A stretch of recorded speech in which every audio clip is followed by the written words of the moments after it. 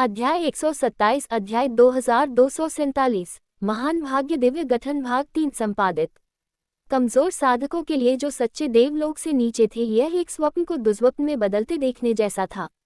एक क्षण उन्होंने अपने सम्राट को आकाश में ऊंचा उठते देखा, एक अतुलनीय दिव्य शक्ति, जबकि ऊंचे नीचे जमीन पर कुचला हुआ पड़ा था। लेकिन अगले ही क्षण वही सम्राट, उनका अजय शासक, अब अवरोध से नीचे फिसल रहा था। उसका शरीर रक्तरंजित और टूटा हुआ था, जबकि प्राचीन सच्चे देवता समान रूप से पीले पड़ गए थे और एक साथ खून खांस रहे थे। क्या महाराज! भय और अविश्वास की चीखें पवित्र भूमि में गूंज उठी जब देवता आगे बढ़े। मोसू की हालत देखने के लिए उनकी गतिविधियां घबराहट और भय से भरी हुई थी। तू बिगरेज की आवाज क्रोध और पीड़ा से कांप रही थी। जब वह आगे बढ़ा, उसकी छाती धड़क रही थी। सामने का दृश्य देखकर उसका कलेजा मुंह को आ गया। उनके सर्वोच्च भगवान मोसू खून से लथपथ पड़े थे। उनका कभी दीप्तिमान रूप पहचान से परीक्षत विक्षत हो गया था। अनगिनत घावों से खून बह रहा था, हड्डियां चकनाचूर हो गई थी और जिस हाथ ने रेजगॉड की मुट्ठी खोली थी, वह पूरी तरह से नष्ट हो गया था, बिना किसी निशान के।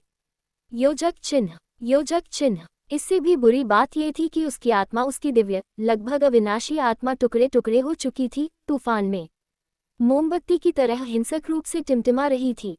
मोसू के बैरियर से टकराने से हुई विनाशकारी प्रतिक्रिया के तीव्र दर्द को नजरअंदाज करते हुए बिगरेज का शरीर मुड़ने और रूपांतरित होने लगा। कुछ ही पलों में उसका रूप एक भयानक जानवर में बदल गया, जो अतीत में दियानजियोजी के राक्षसी रूप की याद दिलाता था। लेकिन कोई तुलना नहीं थी, उसकी शक्ति और आभा कहीं ज्यादा भयानक थी। आखिरकार बिगरेज रसातल में दूसरा सबसे मजबूत अस्तित्व था, मोसू के बाद दूसरा।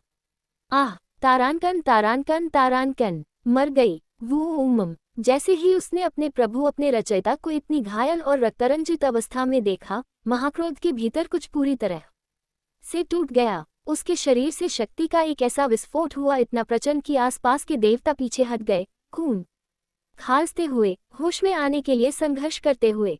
उसकी गर्जना से आकाश भी कांप उठा। उसकी विशालकाय प्राचीन आकृति राक्षसी और क्रोध से भरी हुई आगे बढ़ी और जीवित सर्वनाश की तरह सीधे युंचे की ओर बढ़ी। उसके प्रभु की योजना भाड़ में जाए, उसकी शांत संयमित छवि भाड़ में जाए। योजक चिन्ह। इस क्षण उसके दिल में केवल एक ही बात थी, बदला बड़ा क्रोध। रुको! तारानकन, वान दाओ और लियू शियाओ डर के मारे चिल्ला उठे। उनकी आवाजें घबराहट और अविश्वास से कांप रही थी। लेकिन तब तक बहुत देर हो चुकी थी। मुख्य पुजारी पहले ही आगे बढ़ चुके थे। क्रोध में अंधा होकर उसने सारी बुद्धि त्याग दी थी। प्रतिशोध की प्यास में वह सबसे महत्वपूर्ण सत्य भूल गया था। चालों या छिपे साधनों पर भरोसा किए बिना भी युंचे पहले से ही मोसू से सीधे लड़ने में सक्षम था। योजक चिन्ह। एक सच्चे ईश्वर की साधना के साथ युंचे पहले ही यहाँ सभी को पीछे छोड़ चुका था, यहाँ तक कि उनसे भी। बूम! दरार! इससे पहले कि बिगरेज का राक्षसी रूप पास पहुंच पाता, युंचे ने वार कर दिया। उसने धार का इस्तेमाल भी नहीं किया। उसने स्वर्ग शिल्पी शैतान सम्राट तलवार का कुंद हिस्सा घुमाया, लेकिन बस इतना ही काफी था। एक वार साफ लगा और बिगरेज पीछे की ओर तेजी से गिरा। उसका विशालकाय शरीर किसी गिरते हुए पहाड़ की तरह हवा में बिखर गया। ठीक उसके सामने उसके प्रभु की तरह खून की बड़ी बड़ी लहरें फूटी, जिससे आसमान लाल हो गया और उसका शरीर तेजी से वापस वहीं उड़ गया जहां से वह आया था। वह भी टूट चुका था। उभे है! बूम! योजक चिन्ह। लगभग हास्यास्पद रूप से ठीक उसके पहले मोसू की तरह। योजक चिन्ह। उद्धरण चिन्ह। बिगरेज का विशाल शरीर अवरोध से टकराया। टक्कर इतनी जोरदार थी कि पूरी दिव्य संरचना में दरारें पड़ गई। अगली ही सांस में अवरोध पूरी तरह से चकनाचूर हो गया और उसका टूटा हुआ शरीर दूसरी परत सच्चे देवताओं के अवरोध से टकरा गया। हड्डियां तेजी से चटकने लगी और अनगिनत घावों से खून बहने लगा, जैसे उसका शरीर एक ढहती हुई मूर्ति की तरह नीचे खिसक गया और उसके पीछे लाल रंग का निशान छोड़ गया। योजक चिन्ह। जो लोग बाधाओं को पार कर गए थे, वे पीड़ा से कराह उठे और उस विशाल बल के प्रभाव से और भी ज्यादा खून खांसने लगे। लेकिन टक्कर की गंभीरता के बावजूद बिगरेज की हालत मोसू से बेहतर थी। आखिरकार मोसू ने अपनी पूरी ताकत खुद झेली थी और खुद को बचाने के लिए उसके पास जरा भी सुरक्षा कवच नहीं था। तुम शापित कमीने! बिगरेज दहाड़ा अपनी टूटी हड्डियों और क्षत विक्षत शरीर को पूरी तरह नजरअंदाज करते हुए खुद को सीधा खड़ा करने की कोशिश कर रहा था। उसकी आंखें गुस्से और पागलपन से लाल हो गईं, उसके खून से लथपथ चेहरे पर नसें उभर आई। ये दर्द कुछ भी नहीं है, वह गरजा। उसका कांपता हुआ शरीर एक बार फिर आगे बढ़ने को तैयार हो रहा था। उसके दिमाग में खून की प्यास और युनचे को मारने के विचारों का बवंडर उमड़ रहा था। परंतु फिर रुको, खांसी। एक कमजोर और तनावपूर्ण आवाज अचानक हवा में गूंजी। उसके बाद एक गीली खांसी आई, जमीन पर खून बह रहा था। यह धीमी थी, फिर भी बिगरेज के लिए यह एक दिव्य वज्र की तरह थी। यह मोसू की आवाज थी। हालांकि यह आवाज धुंधली, दर्द से भरी और बमुश्किल सुनाई देने वाली थी, लेकिन बिगरेज के लिए यह एक प्रकाश की तरह थी जो रसातल को चीरता हुआ उसे क्रोध और अंधकार के कगार से वापस खींच रहा था। भगवान! मुख्य पुजारी का मन अचानक शांत हो गया। बिना किसी हिचकिचाहट के वह मोसू की ओर दौड़े, जो सीधा खड़े होने के लिए संघर्ष कर रहे थे। धीरे से लेकिन तत्परता से उन्होंने अपने प्रभु को पकड़ लिया और सहारा देकर उन्हें उनके जर्जर शरीर को संभालने में मदद की। उफ! एक बार फिर मोसू के होठों से खून की एक बूंद फूट पड़ी, जिसके गहरे लाल रंग में एक हल्की सुनहरी चमक थी। उसने कांपते हुए हाथ को उठाया, शांत गरिमा के साथ उसे पोंछा, फिर धीरे से अपनी नजर उठाकर दूर युनचे को देखा। योजक चिन्ह। इससे पहले गोसू की नजरों में युनचे वाकई डरावना था, लेकिन ऐसा नहीं जिसे वह सचमुच खतरा समझता हो। अब भी मोसू के पास एक आखिरी तुरुप का पत्ता था, जिसका कोई तोड़ नहीं निकाल सकता था। और युनचे से अपनी सारी मुलाकातों में उसने उस युवक को गौर से देखा था। होशियार, हाँ, अविश्वसनीय रूप से होशियार, लेकिन अभी तक वह उसे सच्चा षड्यंत्रकारी नहीं मानता, ऐसा नहीं जो दूरदर्शिता या चालाकी में उसका मुकाबला कर सके। योजक चिन्ह, योजक चिन्ह, योजक चिन्ह। अब तक जो कुछ भी हुआ था उसे बस होने दिया गया था, इसलिए क्योंकि उसने मोसू ने युनचे को अपनी निगरानी में बढ़ने, संघर्ष करने और विकसित होने की जगह दी थी।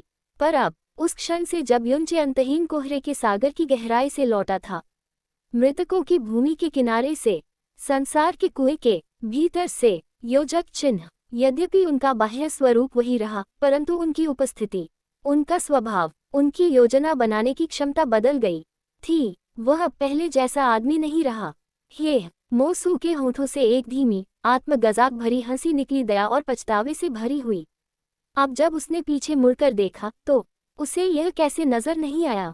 जो कुछ भी हुआ था, हर उकसावे, हर अपमान, हर लापरवाही, सब युनचे की योजना का हिस्सा था। तत्वों के सृजन देवता से घनिष्ठ रूप से परिचित होने के नाते मोसू, हालांकि अपने बड़े भाई की शक्ति से गहराई से परिचित नहीं थे, उन्होंने कम से कम तकनीक के बारे में सुना था। चंद्रमा तारा पुनर्स्थापना।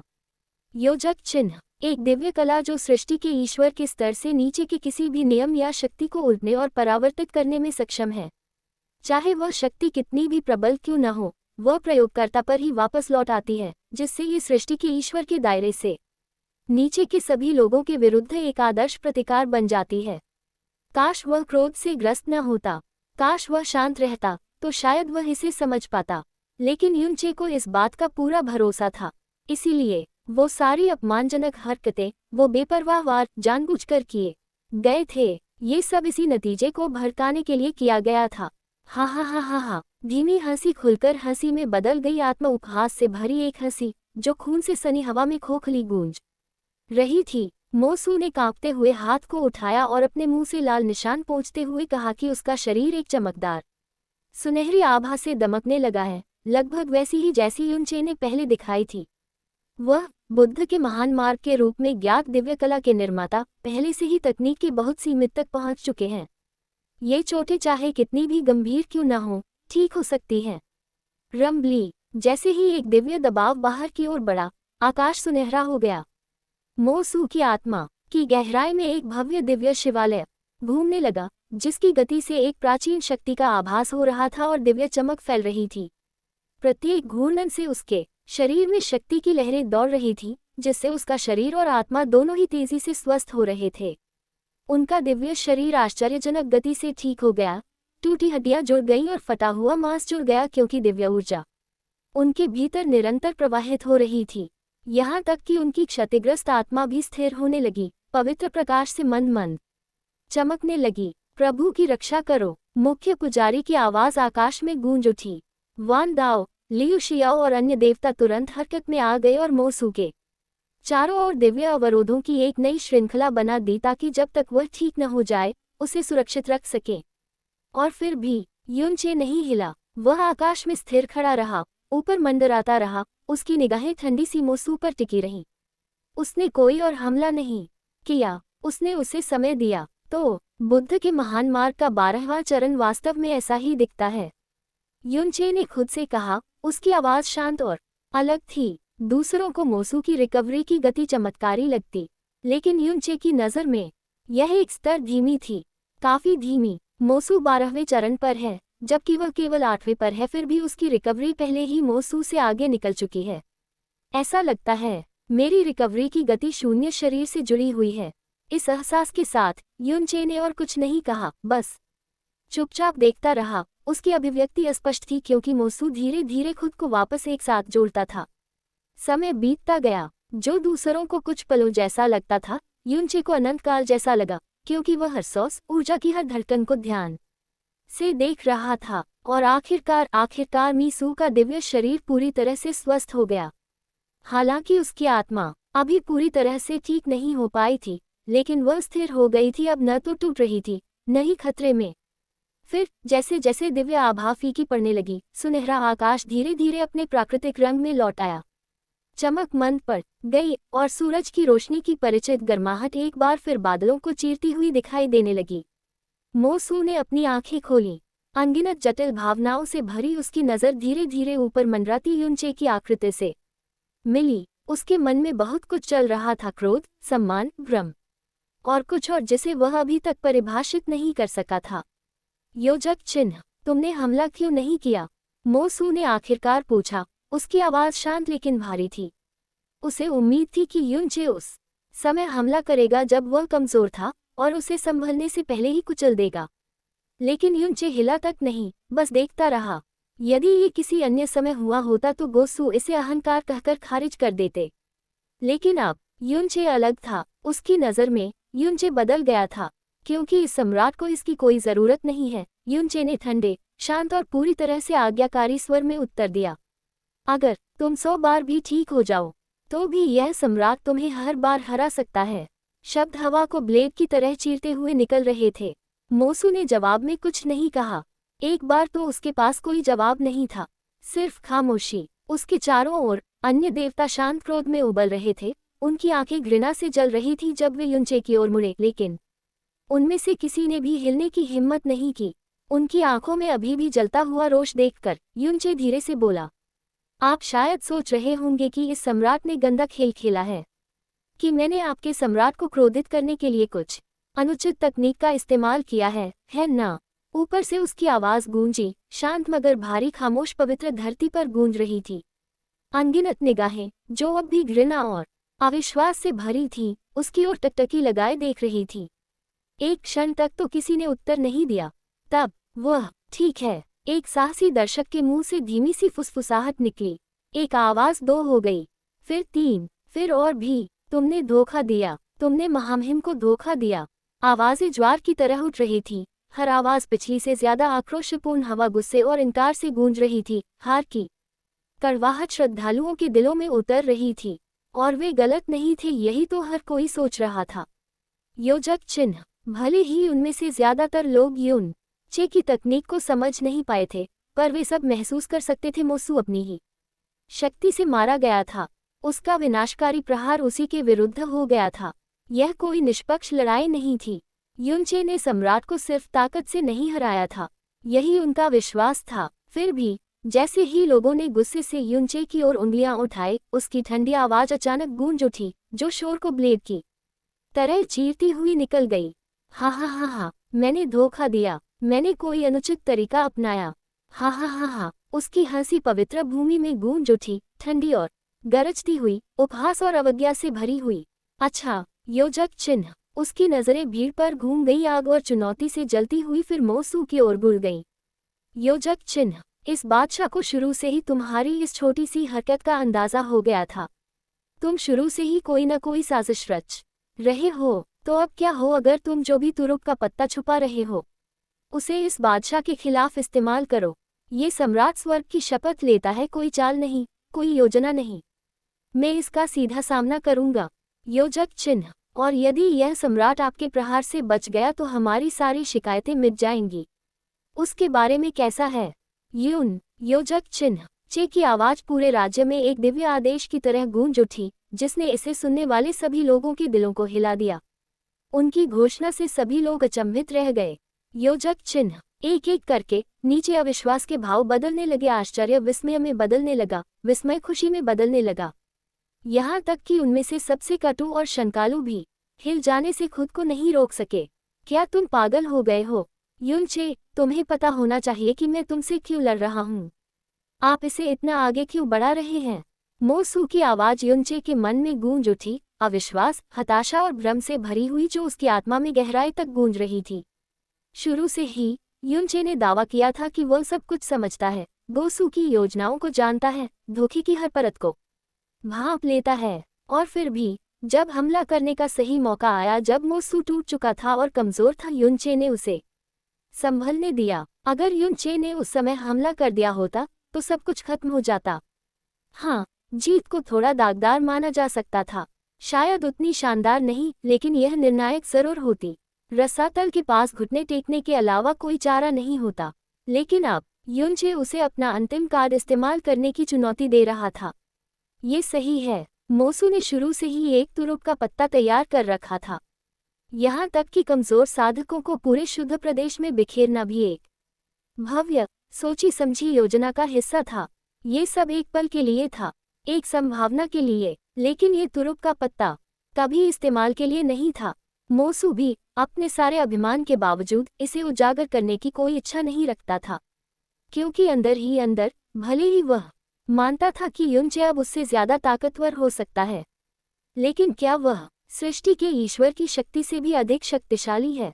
फिर जब गोसू पूरी तरह से टूट चुका था, उसके दिमाग में युनचे की आवाज गूंजी, तुम्हें अपने देवताओं और अपने लोगों को अपने तुरुप के पत्ते के बारे में बहुत पहले ही बता देना चाहिए था, क्योंकि अगर इसे सक्रिय करने के बाद भी मैं तुम्हें हरा देता हूँ तो पूरे रसातल के पास पूरी तरह से आत्मसमर्पण करने के अलावा कोई विकल्प नहीं होगा।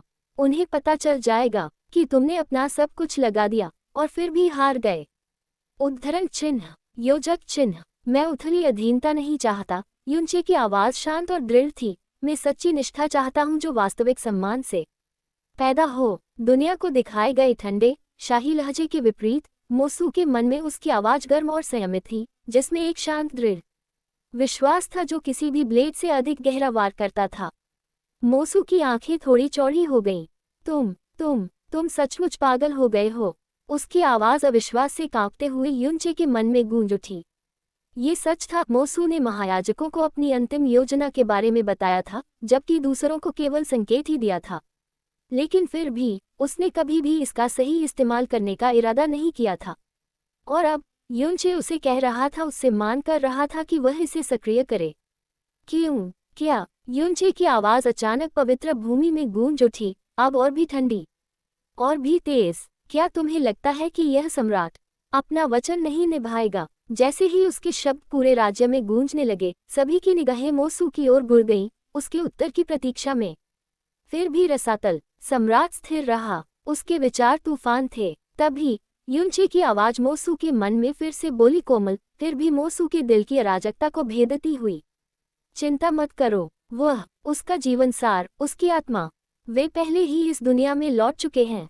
भले ही मैं तुम्हारे तुरुप के पत्ते से मर जाऊं, वह फिर भी जीवित रहेगी। रेगिस्तान में प्यास से तड़पते हुए किसी अंतहीन झरने पर ठोकर खाते हुए मरते हुए आदमी की तरह मोसू की आत्मा कांप उठी। उसे युनचे की बातें समझ आ गई। वह समझ गया कि इसका क्या मतलब है। करो। युनचे की आवाज उसके मन में आखिरी बार गूंजी, शांत, दृढ़, पूर्ण। मोसू ने एक पल के लिए अपनी आंखें बंद कर लीं और फिर नई स्पष्टता के साथ उन्हें खोल दिया। उसकी नजरों से सारा संयम गायब हो गया और उसका आखिरी संदेश युनचे के मन में गूंज उठा। बस याद रखना, तुमने यही मांगा था। रसातल के स्तब्ध लोगों से जो चुपचाप अपनी सांस रोककर प्रतीक्षा कर रहे थे, मोसू ने अंततः बात की। योजक चिन्ह। तुम्हारी हिम्मत कैसे हुई इस महाराज को नीची नजर से देखने की? उद्धरण चिन्ह। सिर्फ एक चाल के कारण तुम सोचते हो कि तुम श्रेष्ठ हो, इसके बिना तो तुम कुछ भी नहीं हो। चूंकि आप पुनर्जन्म के चक्र में प्रवेश करने की इतनी तीव्र इच्छा रखते हैं, तो इस सम्राट को अपनी असली शक्ति दिखाने दीजिए। उद्धरण चिन्ह। उसकी आवाज पवित्र भूमि में गूंज उठी, मानो ईश्वरीय न्याय का आदेश हो। हवा कांप उठी जब उसके शब्दों ने सुनने वालों के दिलों में विस्मय जगा दिया। अथाह देवताओं की आंखें चमक उठी, श्रद्धा, आशा और उत्साह से चमक उठी। फिर मोसू ने अपनी नजरें सिकोड़ ली, उसकी आवाज बर्फ की तरह ठंडी हो गई। और आपकी जानकारी के लिए, वह तकनीक जो आपने पहले इस्तेमाल की थी, यह मेरे इस तुरुप के पत्ते के सामने काम नहीं करेगा। उसके लहजे में अहंकार नहीं था, सिर्फ निश्चिंतता और शायद एक आखिरी चेतावनी। योजक चिन्ह। लेकिन युनचे ऊपर आसमान में केवल एक जोरदार हंसी हंसा, अविचल अविचल और प्रत्याशा से जलता हुआ। हा हा हा, आओ। उसकी आवाज बिजली की तरह गरज रही थी, जो पूरे राज्य में गूंज रही थी जब वह अपने नीचे सब पर नजर डाल रहा था। संरचना को सक्रिय करो। मोसू की आवाज दिव्य गड़गड़ाहट की तरह गूंजी, जिसने स्वर्ग को हिला दिया। उस क्षण वहां उपस्थित सभी लोग, शुद्ध भूमि रक्षकों, रसातल शूरवीरों, दिव्य राज्यों के सदस्यों से लेकर सच्चे देवताओं, योजक चिन्ह और प्राचीन सच्चे देवताओं तक एक साथ चले और अविचल अनुशासन के साथ अपने निर्धारित स्थानों पर बैठ गए। योजक चिन्ह। और फिर पूरे रसातल में हर एक टावर जो कुछ दिन पहले शुद्ध भूमि रक्षकों और रसातल शूरवीरों द्वारा चुपचाप स्थापित किया गया था, अचानक चमकने लगा, शानदार रोशनी साथ विकिरण करने लगा। यह महामहिम का संकेत है। रसातल के हर कोने से आवाजें गूंज रही थीं, लोग चमकते हुए टावरों की ओर देख रहे थे, उनकी आंखें विस्मय और एहसास से चौड़ी हो गई थीं। उन्हें निर्देश, फुसफुसाती चेतावनियां और मौन में की गई गंभीर तैयारियां याद आ रही थीं। एक एक करके लोग घुटने टेकने लगे। बूढ़ा या जवान, स्वस्थ या घायल, कमजोर या गजबूत, इससे कोई फर्क नहीं पड़ता। वे सभी घुटनों के बल गिर पड़े और पूर्ण एक स्वर में उन्होंने अपने अथाह सम्राट की प्रशंसा की, शब्दों से नहीं बल्कि मौन श्रद्धा से, जिससे पूरा राज्य भर गया। उनकी प्रार्थना ध्वनिहीन थी, लेकिन मीनारों ने उत्तर दिया। योजक चिन्ह। प्रकाश और अधिक प्रबल होता गया, उज्जवल होता गया, मानो लोगों की इच्छा ही दिव्य ईंधन के रूप में प्रस्तुत की जा रही हो। फिर शुद्ध भूमि में वापस रंभली। जैसे ही भव्य संरचना जीवंत हुई, आकाश हिंसक रूप से हिल उठा।